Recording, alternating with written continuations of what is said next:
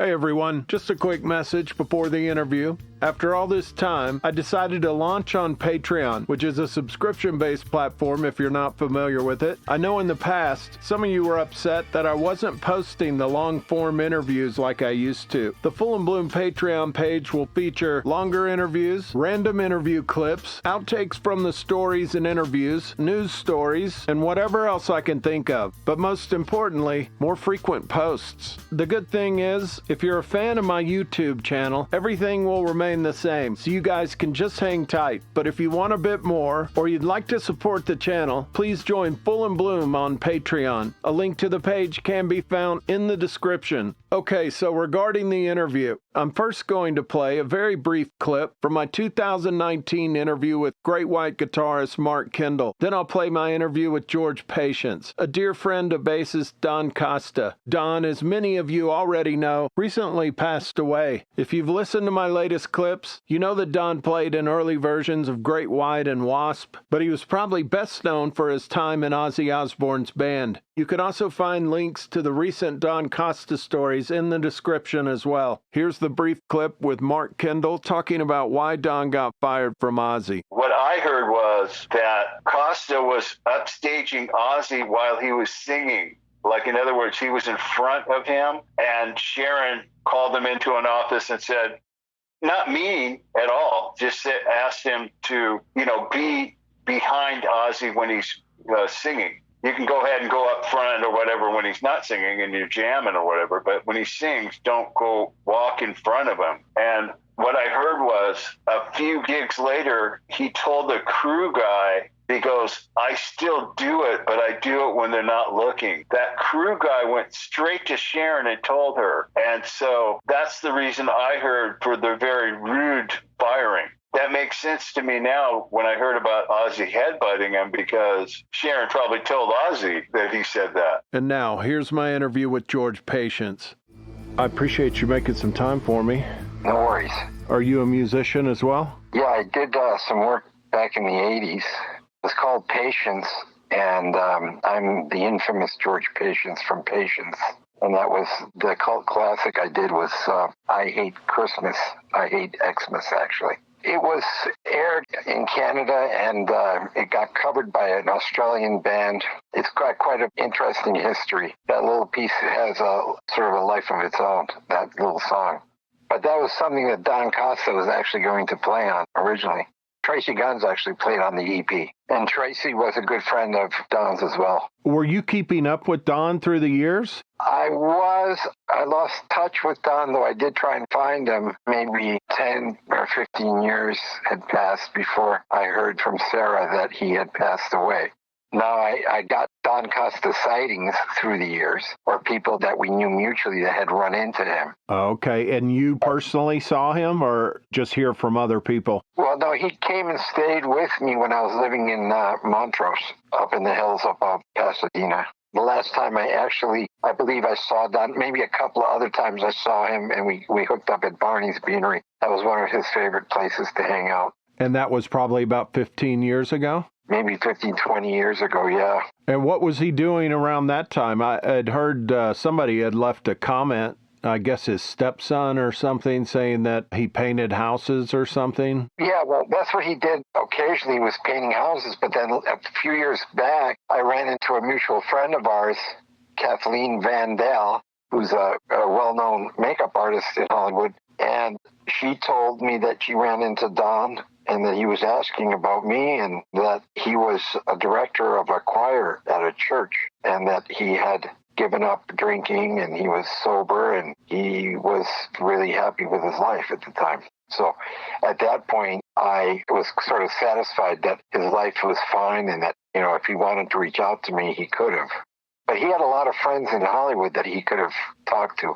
Since he was a co-founder of Great White, he could have gone back and played on their festival tour circuit with them. Don's the one who left Dante Fox, correct? Yeah, in fact, I hooked up with Sara and I were an item together for about 3 years.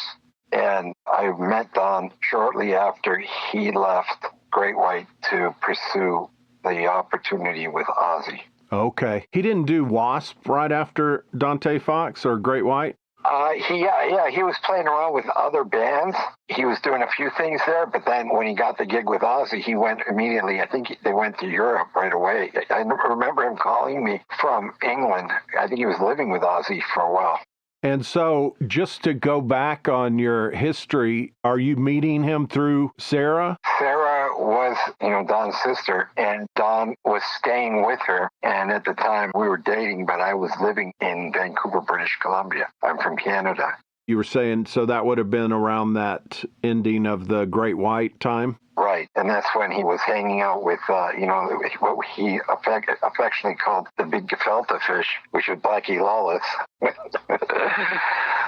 I don't know how deep I should go with this interview, but oh, dude, you should go real deep because I really, out of anybody, I've probably done more of the WASP history, and I've interviewed Tony Richards. I think I'm still the only one who's ever interviewed him. I interviewed Randy Piper, Chris Holmes. Chris was a really, really cool guy. I really loved Chris. I saw him through the years when he was actually doing painting the big murals on and advertisements for movies on the sides of buildings.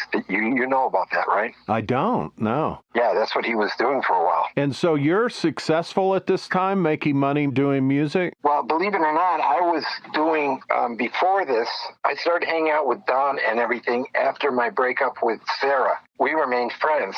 At the time, I was doing the stock market. I was doing stock promotion and being an arbiter on the Vancouver Stock Exchange. So I was doing that at the time. And I'll put it to you this way. Don and I were sitting, okay, and Don didn't really like me. He didn't like anybody at the time. So it was really a few words when I would see him when he would be over and I'd be down from Canada and I'd be staying with Sara. And he wouldn't say very much. And then one day, I'm sitting out front by the pool of the apartments, and he's sitting there too. And it's night, and the moon is shining off the water, and a cat comes walking by. And Don is completely silent, just sitting there like he's meditating. As the cat walks by his feet, he lifts up his foot and flicks the cat into the pool. The cat jumps like a skipping stone, and it's like watching it jump on water and jumps all the way across the pool and back out. Never went into the pool. I looked at Don, he looked at me, we both broke out laughing, and from that point on, we became really close friends.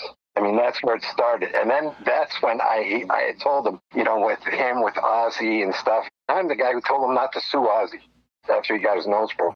He told me the whole thing. Ozzy used to call in the middle of the night asking for Don. They were close. Sharon, I don't know how much I should say. I don't want to be in anyone's crosshairs about this, but... You talking about like offending Sharon or something? Well, this is, I don't want to offend Sharon because she has a very, her personality is very vindictive, and I understand where it's coming from, and that's part of why she made the whole Ozzy Osbourne brand a success. Yeah. But she was very jealous of Don and Ozzy's relationship, and Ozzy would even call him drunk looking for Donnie, and when I'd be answering the phone, this is before we had cell phones. So there's Ozzy on the other end looking for Don, drunk as fuck, saying how much he misses him and how much he loves him and everything else. And while they were in Europe, they had a really good, close relationship, but they used to go out tag teaming girls together. And that is something I'm sure that came to light with, in all the press, they say that, she was mad because Don was stepping up in front. I never heard that. What I heard, that she was mad that Don and Ozzy were having way too much fun. They're like a couple of schoolboys. In fact, Don taped some of these bedroom shenanigans. While they were in Germany and wherever they were on tour, they would find a way to escape for a couple hours, to escape from Sharon. So they were really close.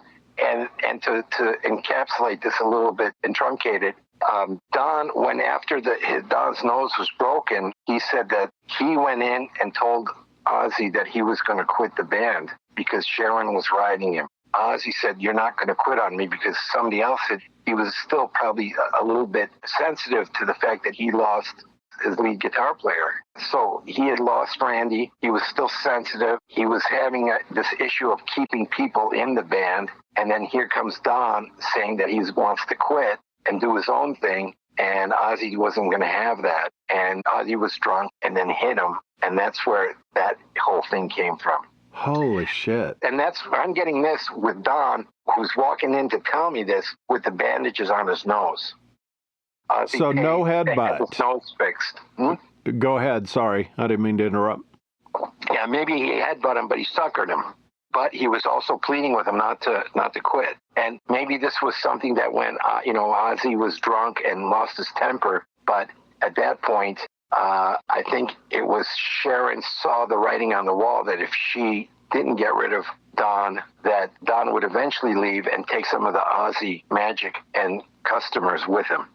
Okay, but then the firing at the US Festival went down. Did he tell you about that? I was there that day when the limo came to pick him up, and then they took a helicopter into the venue. And last I heard, okay, now please forgive me, I thought he played. I didn't think Bob played. I thought Don played. Somebody's got to go back and get some photos from that. I think it is Bob Daisley that played the show because Bob was... But what's weird is that they had Don show up too. They could have left him at home, but I was there that day. So you're with him or you're just in the crowd? I was with him. I was with him just as he's getting, the limo's coming to pick him up to take him. But then you separate from there? You don't go with him? No, I didn't go with him. Okay. I think his sister probably went with him. I think she was with him. I think she was on stage doing something. She was, yeah. She said she was dancing for Van Halen. Yeah, that's right. So that's kind of a weird situation, but he did do the show in Rio. He did do South American shows. He did a lot of dates because they kind of did the Speak of the Devil tour. Jake's doing that tour as well, and it's before Bark at the Moon. Yeah, and I love Jakey Lee too. Jakey was very calm, very sedated, but he's, if you think he can play guitar, you should hear him play piano. That guy can play. Wow. Yeah, he's a concert pianist. He was one of my favorite guitar players when I was a kid. Yeah, Jakey Lee's fantastic, yeah. Did you meet him back then? Yeah, and I met his girlfriend too. I remember she got pregnant or something. I can't remember. Sometimes there's, certain dramas that go around through all of this with people. But I felt bad that Jakey was never able to pick up afterwards and move on with the music. And that's the other part of Hollywood. As you know, I'm sure you've heard this adage 1,000 times, that Hollywood is a mother that eats her own children. But getting back to Don had all of these opportunities in the palm of his hand. And at that time, he could have done and played with anybody he wanted to at the time. He actually went into the studio right after the whole Ozzy thing. He was going to put together a band called M80. I remember that. Yeah, that was one of the things I wanted to ask you about, is kind of the sequence of that. So M80 is the one that came right after Ozzy? Yeah, with Nicky Buzz. Him and Nicky did that. Now, I was there at the rehearsal studio. I'd see him, and I was living with Don at the time. But just before that, Don did an instrumental. This is right after Ozzy. Don did an instrumental, I think 8 tracks, all bass. So it was almost like Segovia on bass. So he's like really into classical guitar? Yeah, it was like classical bass guitar. That was one of Don's influences. He would listen to Segovia. And so he did this instrumental, which was absolutely brilliant, all with bass, where he'd do the rhythm, the whole bit. So it was like 8 tracks, all of bass. I think that Tracii might still have a copy of that. It was on cassette that he did it. I had a cassette copy, but he did it in a recording studio. But with the Ozzy stuff, and you had mentioned that you're the one that told him not to sue. So what happens immediately following? I mean, I know you told that side of the story, but then he tells you that story and you say, don't sue Ozzy? Right, because if you do, they'll blacklist you and you won't be able to work for anybody. But at that point, I have a feeling that Don was starting to see that maybe the shine was off. He already reached a certain pinnacle, and maybe his priorities in life or in his mind were kind of changing. Maybe the seeds of that were planted. Now, right after that, I remember him going to get his nose fixed with a plastic surgeon. And I remember at the time, I think that Ozzy paid $5,000 for it, and then Ozzy gave him some extra money or whatever. The other thing, too, is when we're rough and tumble and getting into fights with each other in Hollywood at that time, somebody gives somebody a bloody nose or breaks somebody's nose, it wasn't a big deal. Right. It wasn't like it is now, where you push somebody and they get a little bruise on their shoulder, and all of a sudden it becomes a lawsuit and he has to be settled out of court.